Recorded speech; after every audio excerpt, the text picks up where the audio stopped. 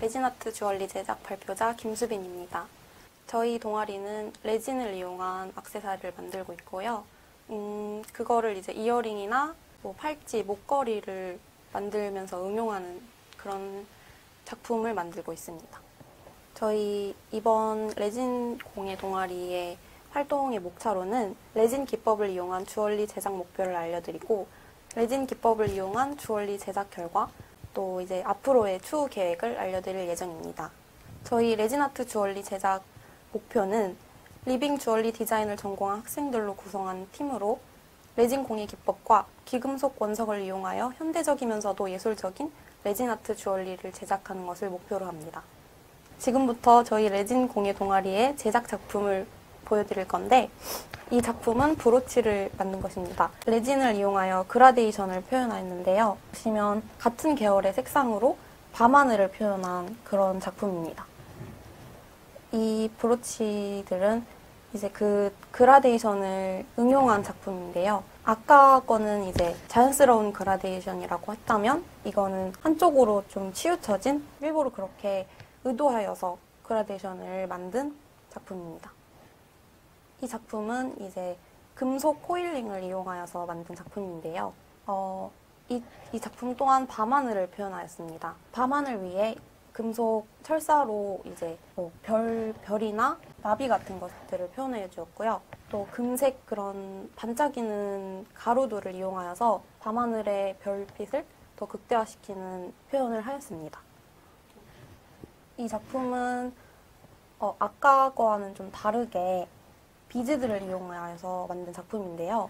보시면 첫 번째 거는 하얀색 비즈를 이용하여서 구름의 더 그런 입체적인 형상을 표현하였고 두 번째 반지 같은 경우에는 파란 색깔의 비즈를 이용하여서 좀 물방울이 튀거나 그런 드라마틱한 효과를 주기 위하여서 또 입체감을 주기 위하여서 비즈를 붙였습니다. 그 나머지 것들, 네모난 그 펜던트는 별빛을 표현하기 위하여서 별 모양의 비즈를 이용하였고요. 마지막 같은 경우에는 불꽃놀이를 표현하고 싶어서 붉은 계열의 비즈나 반짝이 가루들을 올려서 표현하였습니다. 네, 이 작품들은 모양을 형상화한 것인데요. 지금까지의 작품들을 보시면 이제 추상적이거나 형태가 제대로 뚜렷하게 나오지 않은 것들이 대부분이었는데 이 작품 같은 경우에는 크리스마스 트리나 뭐 꽃 그런 것들을 위주로 확실한 모양을 표현해 주었습니다. 투명한 레진을 이용하여서 그냥 펜던트 자체만으로 모양을 표현해 주기도 하였고요.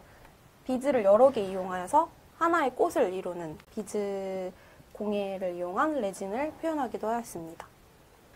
이거는 저희 레진 공예 기법에 있어서 섞는 기법과 또 뿌리는 기법이 있는데요. 이 작품은 섞는 기법과 뿌리기 기법을 동시에 사용한 레진 공예라고 할 수 있습니다. 보시면 그라데이션을 이용하였지만 하얀색을 뿌림으로써 그 두 가지의 작품 표현 기법이 같이 나타나고 있고요. 이 작품은 다른 작품들보다 조금 더 밝은 분위기를 낼 수 있다고 생각합니다.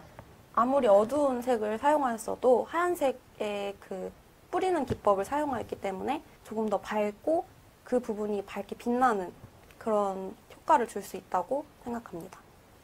네, 이 작품은 대나무를 형상화한 것인데요. 하얀색 파스텔을 갈아서 그 위에 그라데이션으로 그것을 섞고 그 위에 검은색 파스텔로 대나무의 형상을 그렸습니다.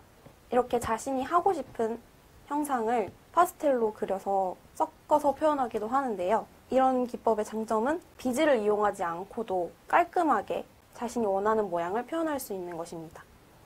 이렇게 동화적인 느낌을 주기도 하는데요.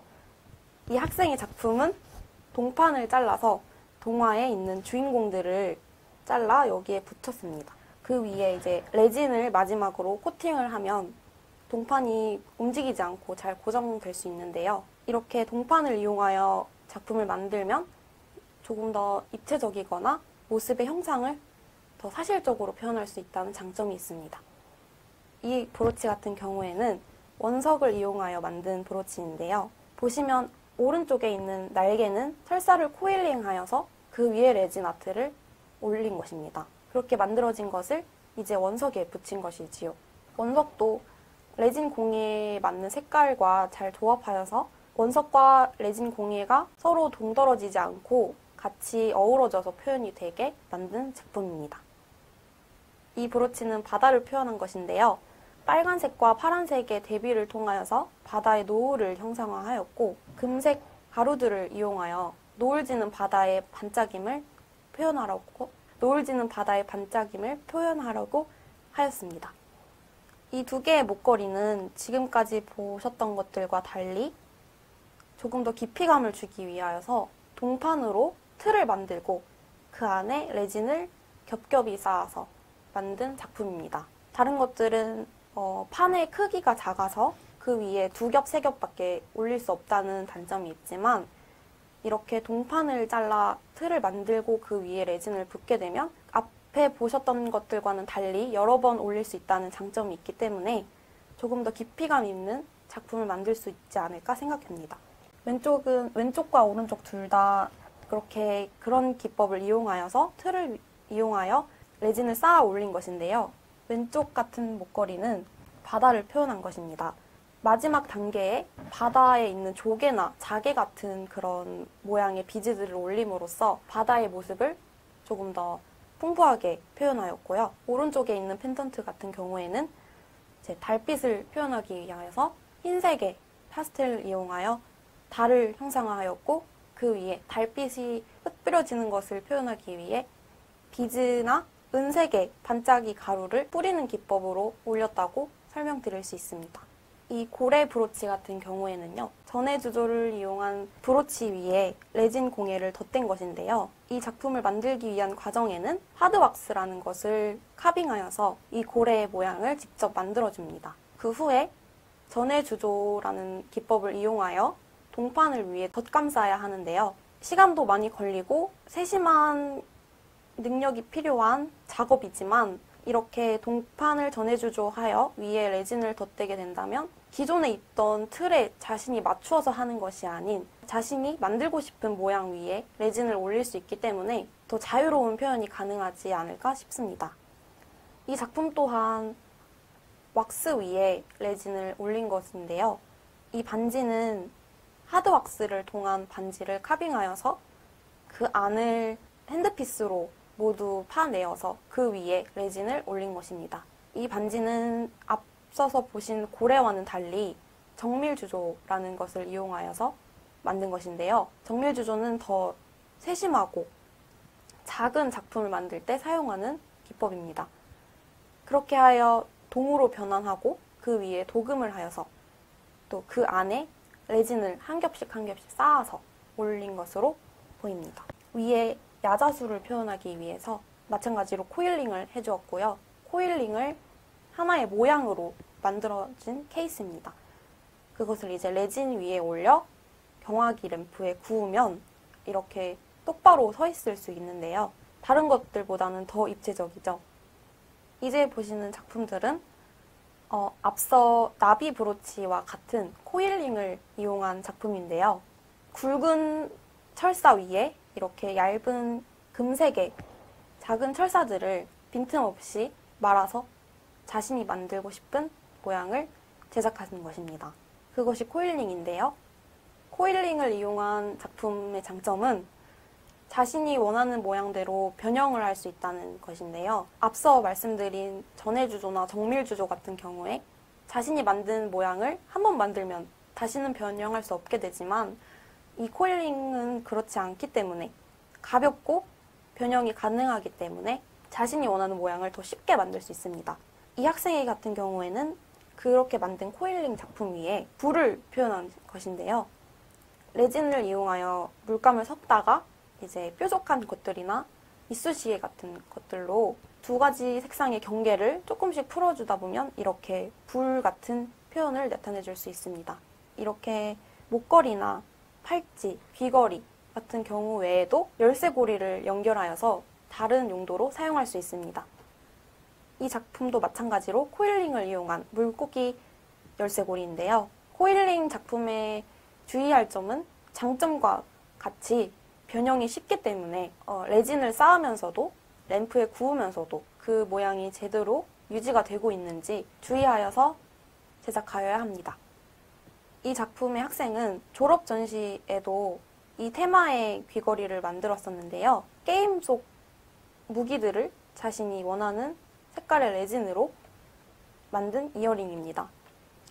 네, 이 목걸이는 동판을 절단하여서 땜을 하여 모양을 변형하고 체인을 연결한 목걸이인데요. 그 목걸이 가운데에 이제 레진 공예를 덧대어서 동판의 차가움과 레진 아트의 말랑하고 부드러운 느낌을 대비를 주면서 만든 작품입니다.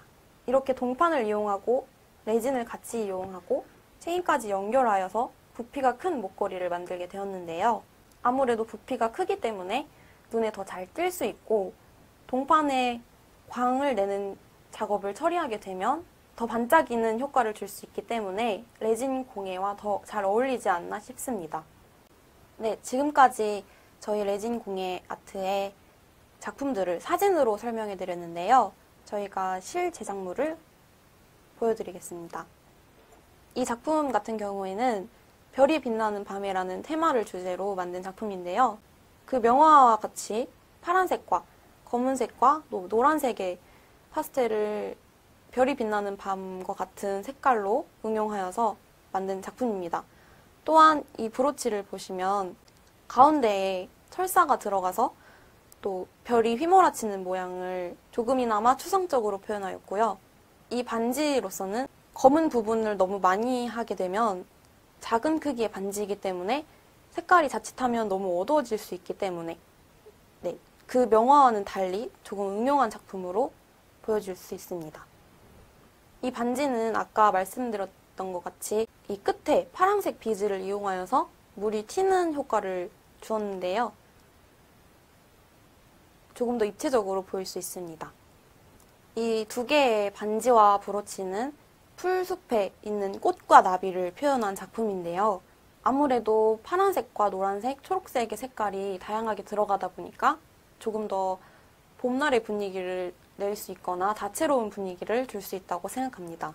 아까 보여드렸던 브로치인데요. 원석과 레진 아트의 색깔이 조화롭게 잘 맞는 것 같나요? 원석과 레진 아트의 색깔을 맞추지 못하면 조금 부자연스럽거나 둘이 안 맞는 느낌을 줄 수 있기 때문에 같은 계열의 색상으로 이렇게 제작을 해주어야 합니다. 지금까지 저희 레진 아트 공예 기법으로 이용한 작품들을 설명해 드렸는데요.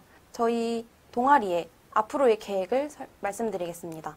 레진 아트 주얼리 제작 과정을 습득하고 졸업 작품정을 통하여 전시 및 디스플레이 과정을 경험할 것입니다. 주얼리 유통 판매 과정을 통해 실무 능력을 갖출 수 있는 것을 목표로 하고 있습니다. 또한 제작된 레진 아트 주얼리는 국제 주얼리 공모전 출품, 졸업 작품전에 전시할 것이며 블로그, SNS, 오프라인 전시를 통하여서도 홍보할 예정입니다. 감사합니다.